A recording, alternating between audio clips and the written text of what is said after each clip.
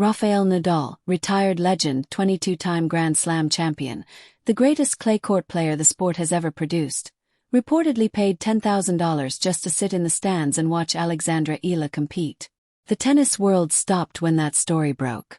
And the question that followed it everywhere it traveled was the same one. Why would the king of clay spend that kind of money for a player he once trained for free? This is not a story about a ticket. This is the story of a mentor and a prodigy. Of a nation's hope carried on the shoulders of a 20-year-old from Manila. Of the moment the entire tennis world looked up from what it was doing and asked, with genuine urgency, who exactly is this girl?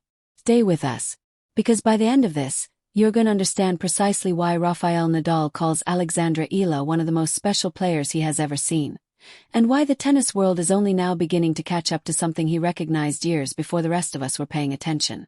There are players who find tennis. And then there are players tennis finds. Alex Eala was born on May 23, 2005 in Quezon City, Philippines. A nation where basketball is religion, boxing is culture, and professional world-class tennis, at the absolute highest level, had almost no history whatsoever. Nobody from the Philippines had ever made a Grand Slam singles main draw in the Open era. Nobody had ever broken into the top 50 of the WTA rankings. Nobody had done what this girl was about to do. She was barely 10 years old when she first crossed paths with the Nadal family. It was not at a tournament. It was not at an elite academy tryout. It was at a clinic held on the courts of her school in Manila. Tony Nadal, Rafael's legendary uncle and longtime coach, the man who helped shape one of the greatest athletes in human history, was present.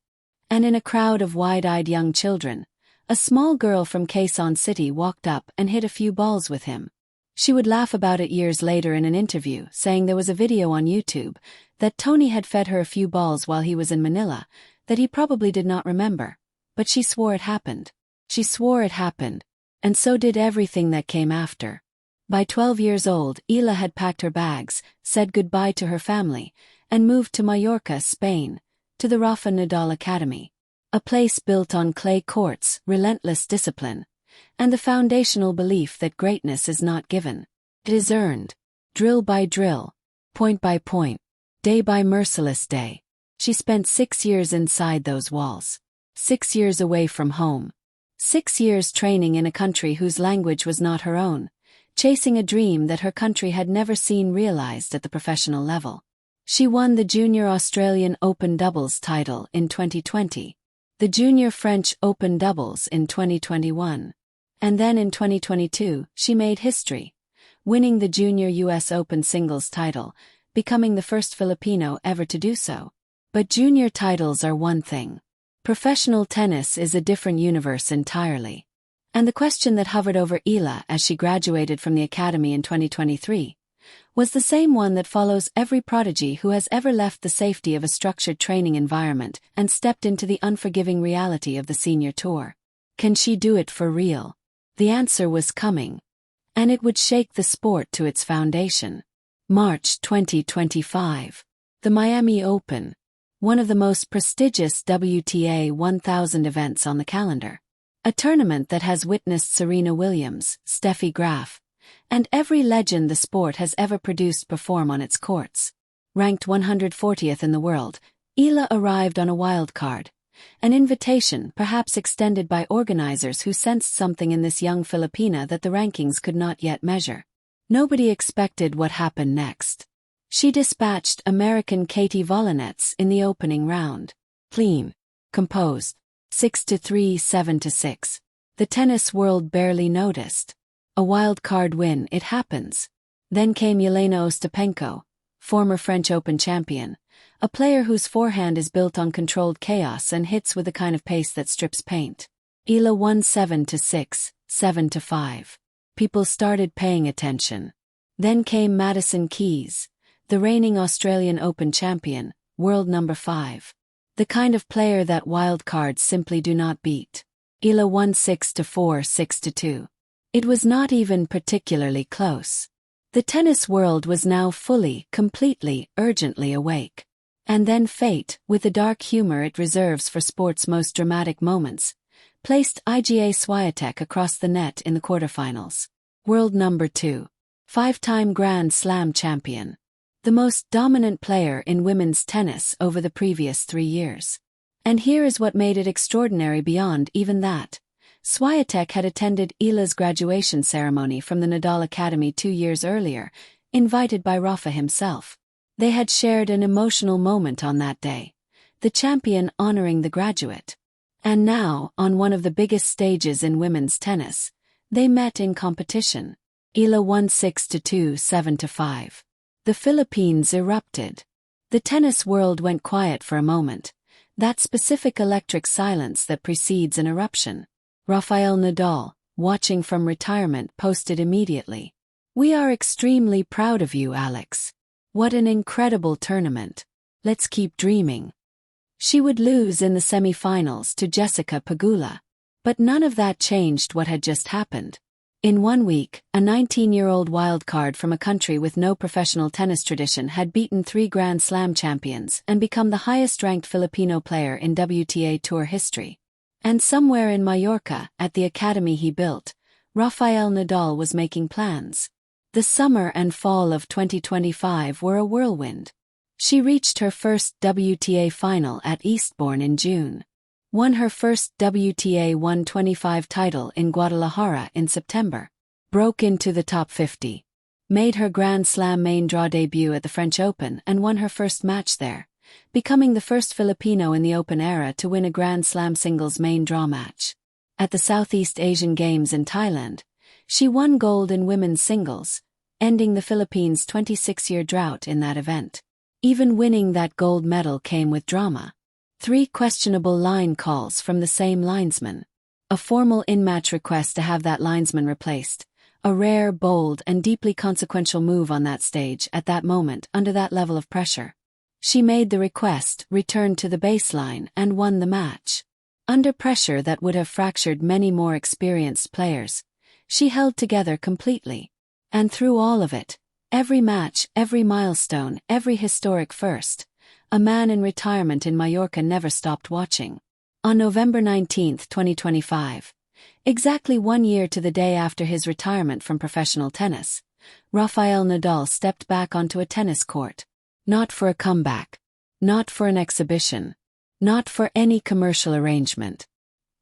He walked onto the courts of his own academy, picked up a racket, and practiced with Alex Eala. He posted the video to his 14 million followers. 1 year later, it felt great to be back on a tennis court. It was great to practice with you, Alex. Next time I will be stronger. The internet detonated. But it was what came next that nobody had anticipated. Reports swept through tennis circles and fan communities suggesting that Nadal had quietly arranged to attend one of her key matches in person, and that due to last-minute VIP arrangement requirements, the reported cost had reached $10,000. $10,000. For one match.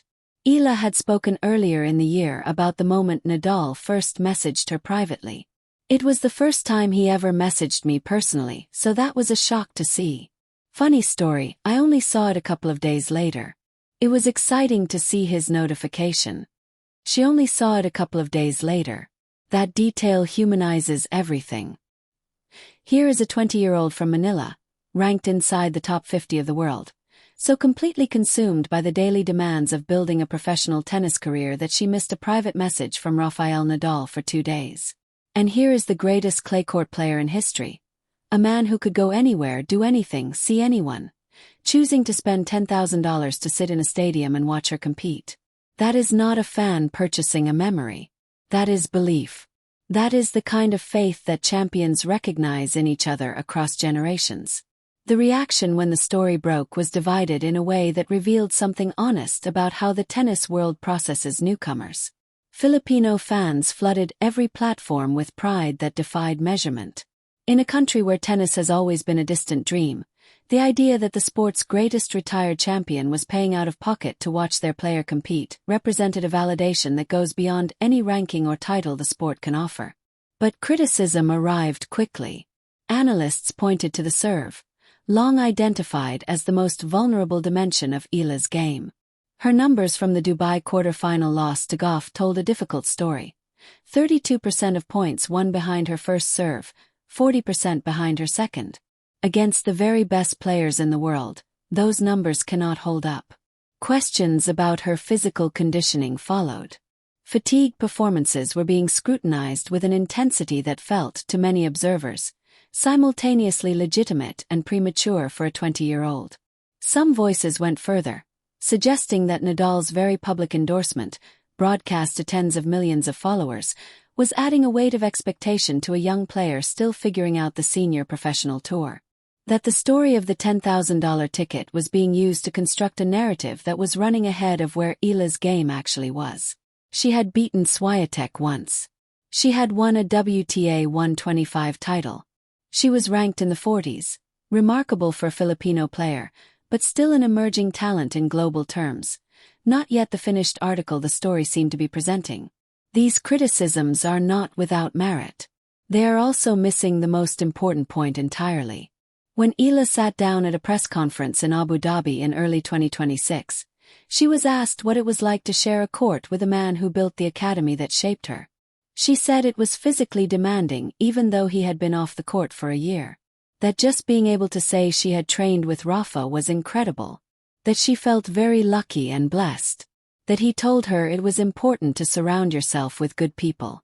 And then she said the thing that mattered most.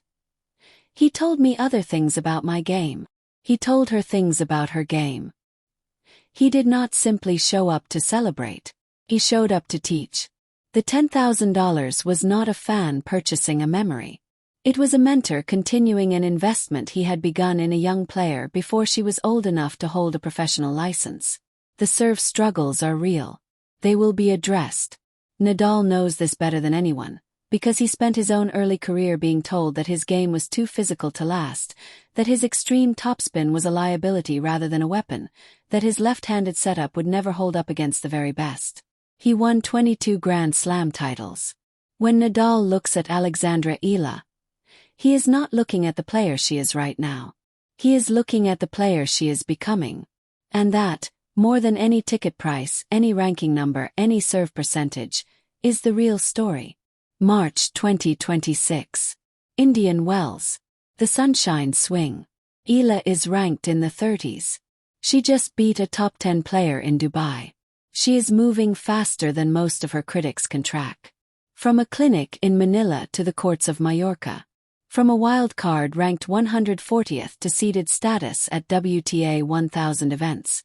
From a girl who once chased Rafael Nadal through an airport just to say hello, to a player that same Rafael Nadal is crossing stadiums and spending $10,000 simply to watch compete. The King of Clay believed in her before the world did. The world is catching up.